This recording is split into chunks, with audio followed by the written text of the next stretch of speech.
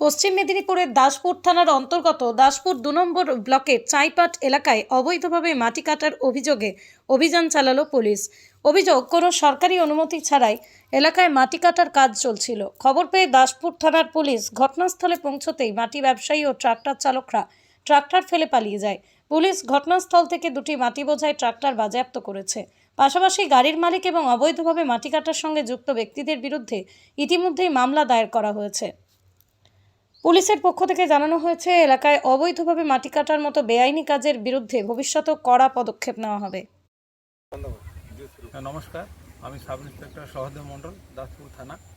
আমাদের কাছে একটা খবর ছিল যে কিছু ট্রাক্টর অবৈধভাবে মাটি চালিয়ে নিয়ে যাচ্ছে এখানে ওখানে।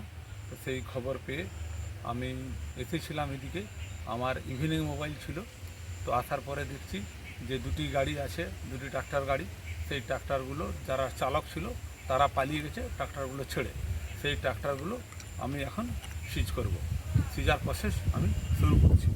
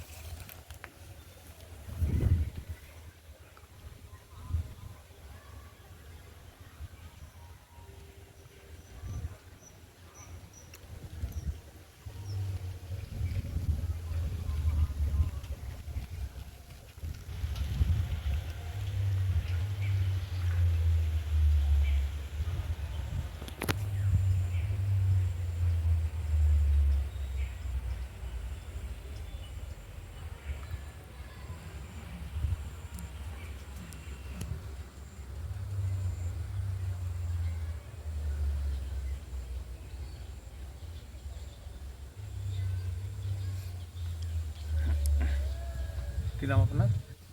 কনস্টেবল 29 উনত্রিশ 50 পঞ্চাশ। শেখ ফজল ইলাহি মোহাম্মদ।